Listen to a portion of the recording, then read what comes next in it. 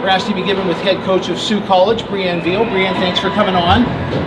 You were telling me just before we went on, you guys essentially had no season last year, your first time at the national tournament. Just tell me a little bit about what the experience has been like for you and your ladies. It's been great. A lot of the players have never experienced any sort of championship like this. Some have been in their final year of midget hockey, have gone to a championship, but being able to be surrounded by all of the divisions here at the ACHA and just see how much they put on for such a great tournament has been awesome. Such an eye-opening experience for them to continue getting excited year after year. So the last thing we have on the trophy was 2018-2019. You did have a team that season, and then basically due to COVID, things kind of disbanded.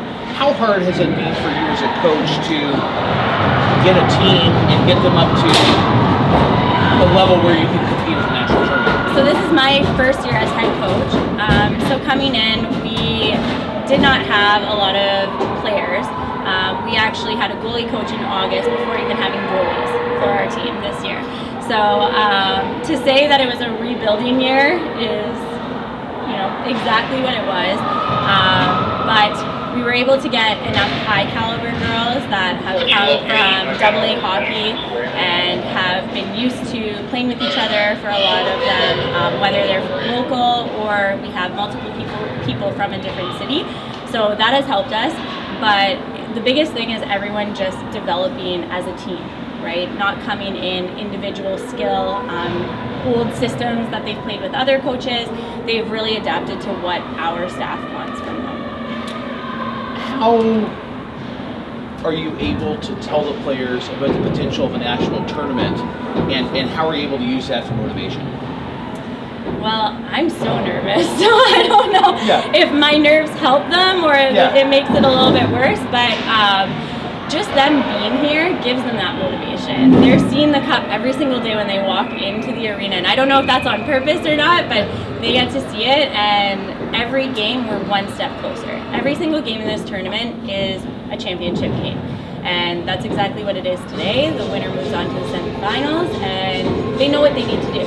And they need to play their game, not focus so much on the other team, and when we do that, we're successful. Being Canadian myself, I know that Canada really didn't open up until the fall. Tell me what that did in terms. You say it's a rebuilding year, and then you got the borders not opening up. Tell me a bit about all the. It has not been easy. No. So we had our season start in November, knowing that the border wouldn't be open in September, probably not October. So we had a late start. We were able to practice at home, waiting to go play. But then the testing started to come into play. So we're having to test our girls either before or after competition. Then we run the risk of having an even shorter bench because of COVID. So typically coaches are worried about injuries, and now we have injuries and the illness going around. So that's been really hard. We've had so much support from our athletic department to make sure that financially we're okay to continue our season, which has been amazing. The girls have had to take more time off school because of testing and making longer trips. So it's been a lot. To say that they have battled adversity is a very true statement. And you touched on your school. Take a moment and tell me about the level of support that you've gotten from your school. It's been amazing. Our president has actually been watching all of the games from home. A lot of them would be here if it wasn't for all of the restrictions still in place. And it's a lot warmer. And it is so nice here. All of the parents that are here, they're outside tanning, so they don't want to go back to Sault Ste. Marie or Kenora and wherever they're from. But we have just had so much support. And as a female hockey player, playing at the university level, having that support of the athletic department makes all the difference. And our team knows that they have that support. Our athletic director is here with us. He's cheering us on every single game. Our manager is also the director of human resources at the college. So everyone is so involved, and back home, it's all over in the media, which is amazing. Again, female hockey players, female sports in general, don't typically get all of this attention, and we're making big waves for our program, so it's great. So talking about big waves, tell me what it's like from a school in Northern Ontario to be able to participate in the ACHA. That's our biggest selling feature. There is only one other Ontario college team, and that's Assiniboine, who we're playing today.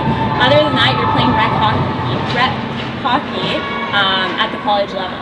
You have to be able to crack one of the U Sport teams to play at the university level, or head over to the States. So for us to have a team in Northern Ontario in a competitive league in the ACHA, because we are a border town, it has really drawn attention. We have a lot of recruits coming in next year from the GTA area, from Northern Ontario, so we're able to spread out a lot because there isn't much competition for us in the area throughout Ontario. And you've touched on it a little bit. One thing I was going to talk about, now having come to this national tournament, I think I know the answer.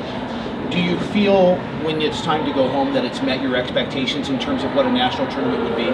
Yes, absolutely. And everyone here has been so amazing, but also on the player side, they exceeded our expectations this year. Myself, coming in as a first-year head coach, I'm just blown away at how well the girls have responded. The leadership, not just from the girls wearing a C or the A's, but from every single person. So that's just made it that much more enjoyable. You said it's been rebuilding. What are some of the off-ice, maybe non-tangibles that you want the girls to not only experience in your program, but take away as life lessons, as yourself a former player? My biggest thing is getting out in the community. So when we aren't on the ice, when we don't have practice or dry land, they're helping me with programs that I run throughout Sault Ste. Marie. So I run a female hockey academy as well, and all of my players help out in some way, whether we're working with Indigenous communities or young girls that have never played hockey before. So we're trying to build the grassroots and work with all cultures in order to gain more interest in the sport, and just showing that females can coach, they can play at a high level, and these girls end up mentoring so many of the young players and helping the parents along the way too. When you go back to the Sault and you talk to prospective players, how would you describe the national tournament experience to them? Well, they're watching the games. Okay. A lot of our recruits are watching the games, and they're texting me after, and they're saying, "Hey, coach, great game." So they're ready to be here next year. And just telling them how amazing the experience is, the fact that we have so many players that are able to return next year. We have all but 2 that are able to return next year. They're able to really hype up this experience and make sure that they know we're coming back here. We'll be back here next year. There's no question. Make it happen. Okay, head coach from Sault College, Brianne Veal. Brianne, thank you so much for your time. Great to meet a fellow Canadian, yes. And best of luck down the road. Thank you. Thank you.